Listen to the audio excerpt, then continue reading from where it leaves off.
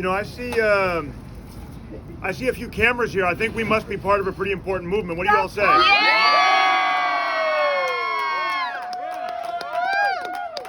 We've already won! The whole world is watching. We love you! We're on the right side of history. Yep. When this recall started, my wife Valerie said to me, I know we're going to win. Yes. And she's right. She's always right.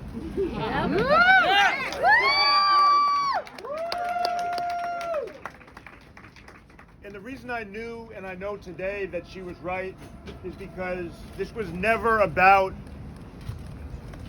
one vote count. It was never about one election night party. It was never about specifically which person That's right. gets to be in the office of the district attorney. This is a movement, not a moment in That's history. right. That's right!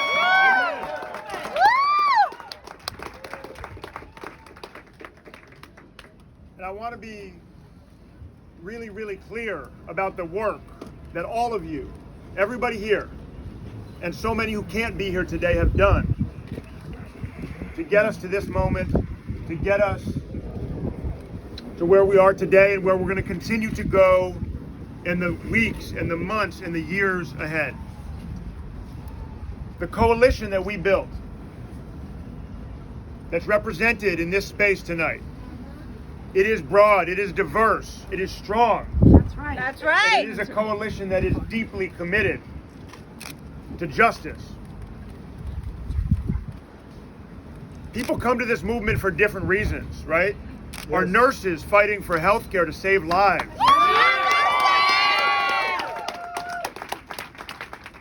Our teachers and our educators fighting to make sure we can break the school to prison pipeline.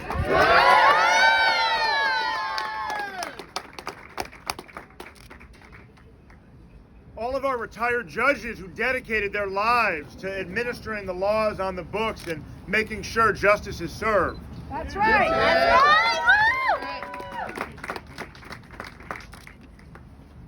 The labor movement that recognizes that until we enforce laws equally, including against billionaires in their boardrooms who systematically steal from working people, we can never have a true justice system. That's right.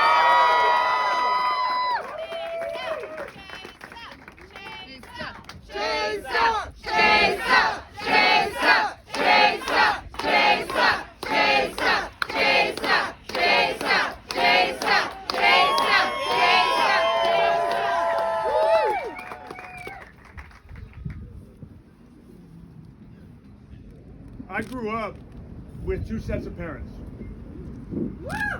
I grew up in two different worlds, right? One immersed in all of the opportunities of privilege, and another shackled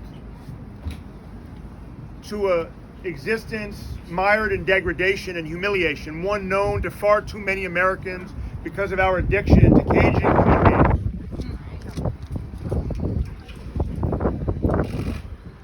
And one of the things that I've seen over the course of this campaign, over the course of all the years that I've spent working in San Francisco's justice system, is that we have two cities. We have two systems of justice. That's right! Right? We have one for the wealthy and the well-connected and a different one for everybody else. That's right. And that's exactly what we are fighting to change. That's right.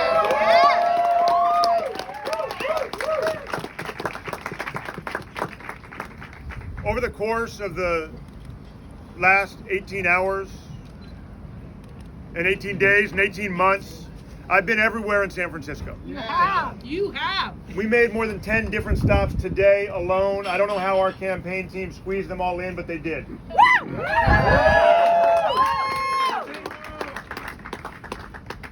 And no matter whether I was in the projects in Double Rock, at Balboa BART Station, in the Inner Sunset, Yes. in the Mission District, in the Castro, all across our great city, I heard a righteous outrage from people who are frustrated with 2 years of pandemic, who are frustrated with corruption Yeah. in City Hall, Yeah! with people who are sick and tired of living their lives in masks and behind closed doors and having a city that fails to deliver on some of its core promises. Yes. And people are right to be frustrated. There's so much room for improvement. People should hold all of us to a higher standard. We must continue to do more better for people, whether it's the mother who was outraged because her son had been murdered years ago and was still waiting for justice. That's right. Whether it was the lady I met living out of her car who asked me if I could help her get housing. She begged me for housing. Yep. Where's the housing? Where is the housing? Yeah. Where is it? Whether it was the man on the street on 3rd and Palou who said he dedicated his life to fighting for environmental justice in Bayview Hunters Point, and he was still waiting for answers. That's why so many of his neighbors were dying of cancer. Yes. People are angry. Yes. They're frustrated. And I want to be very clear about what happened tonight. The right-wing billionaires outspent us 3-1. They exploited an environment in which people are appropriately upset. That's right. That's right. That's right. And they created an electoral dynamic where we were literally shadow boxing. Voters were not asked to choose between criminal justice reform and something else. That's right. That's They were right. given an opportunity to voice their frustration and their outrage, and they took that opportunity. Looking for someone to blame. We've made mistakes. We've learned a lot. And I am so unbelievably appreciative of everybody in this crowd, of everybody in this movement. And I want to start by thanking the folks on our campaign team. Yes.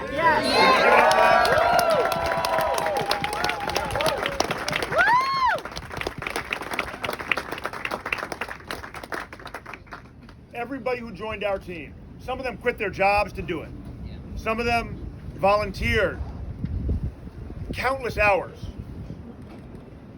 Some of them spent unthinkable amounts of time away from family and friends, sleeping in a campaign office, sacrificing their own health, losing weight, gaining weight. In some cases, we're not naming names, don't worry. These folks, some of them young idealist activists, some of them grizzled ancient hippies.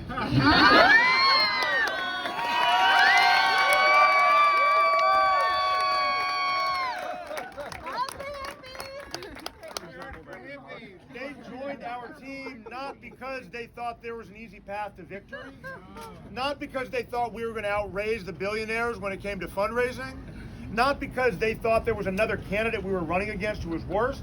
They joined our team because they believed in fighting for justice.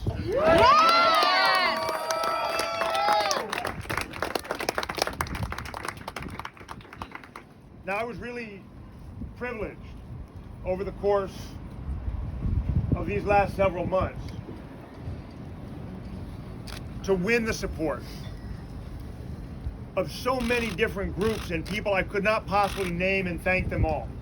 That's right. Some of them were behind us because they really believed in the specific policies we were fighting for. Some of the ones that Supervisor Ronan mentioned moments ago. Others were in this fight because they recognized the dangers of recalls and the ways in which they undermine our democracy and take power and choice away from voters. Others were in this movement simply because they believed in the work that my team was doing around victim services and around protecting small businesses and increasing language access and standing for our immigrant community.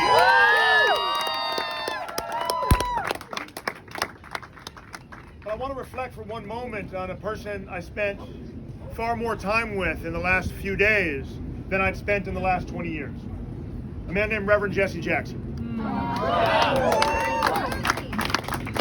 Jesse Jackson was visiting San Francisco this past weekend. I had the opportunity to meet with him, to have breakfast with him yesterday.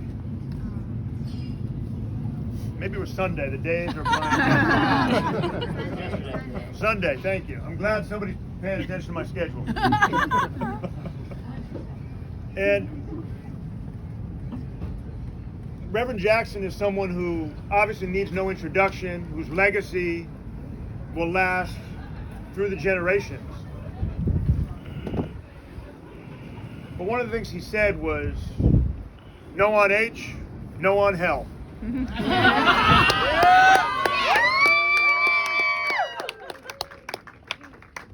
Jesse Jackson, Reverend Jesse Jackson, has a custom, has a habit when he speaks of asking people to repeat after him 3 times. Okay. He asks you to say what he said, and then he says it again, and then he says it again. All right, let's do it. And so I want to ask all of you, in his spirit, in his honor, I want to ask all of you to repeat after me for a minute. We are not afraid. We are not afraid. We are not afraid. We are not afraid. We are not afraid. We are not afraid. Justice. Justice. Justice. Justice. Justice Justice is on our side. is on our side. Is on our side. Is on our side. Is on our side. Is on our side.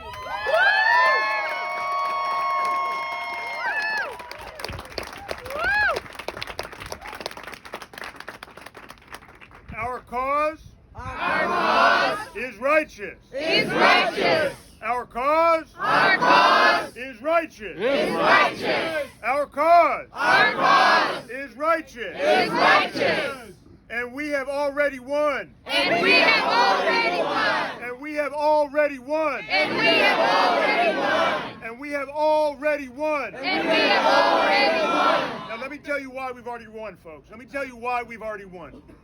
We have already won because we are part of a national movement that recognizes we can never incarcerate our way out of poverty.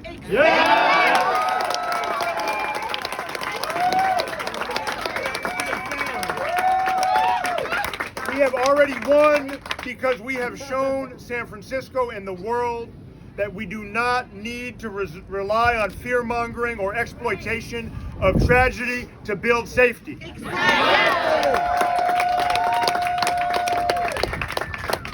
We have already won because even as our juvenile incarceration population fell by 50% and our adult jail population fell by 40% and our state prison population out of San Francisco County fell by 30%, our crime rate stayed flat or declined.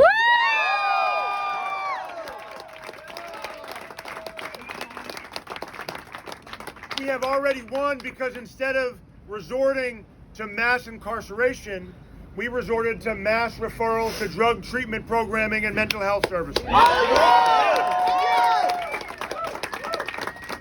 have already won because we recognize the importance of making sure that every single person who is a victim of crime, no matter what language they speak, no matter what country they were born in, no matter how old they are, no matter what kinds of injuries they suffered, deserves services and care and support and love. We have already won because we recognize that to build safety, we must think about what happens after someone's sentence is served. We must have reentry planning. Absolutely. Right. We have already won because we have redefined the way that people think about the role of the district attorney's office. We represent the people. We represent the people when we stand up in court. When we fight for justice, it is not just about protecting the rich and powerful. It is about protecting everybody in this great city of St. Francis.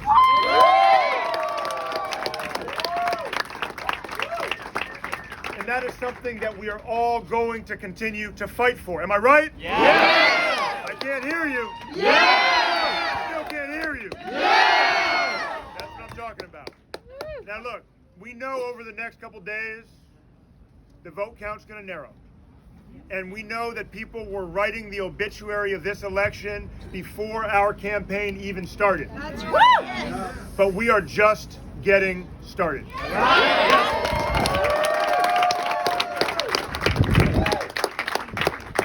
We are just getting started because we knew that fixing a system that has systematically failed us, not just for decades, but for generations, for centuries, was not the work of 1 year or 1 term. It's certainly not the work of one man or woman or one office. Yes. It is work that requires a sustained social movement. The movement that got us elected in 2019 is alive and well. We see the results in Contra Costa County and Alameda County tonight. We see the results from coast to coast, from north to south, and it is alive and well right here at the ramp tonight. Yeah.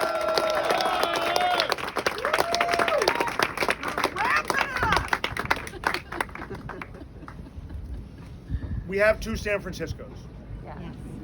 We have one that billionaires want to be a playground for the rich and powerful. And we have another one that is the history we are all proud of, that is why tourists from around the world come to visit our city, why I married my wife here in Golden Gate Park, why our son was born at UCSF, why so many of us have chosen to make this place our home. Yes. And we're going to keep fighting for that San Francisco. I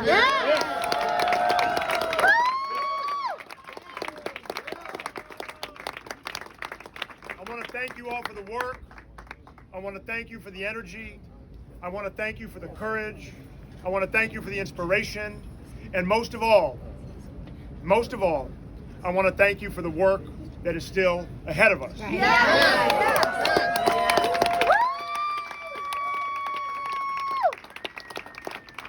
Thank you. Thank you.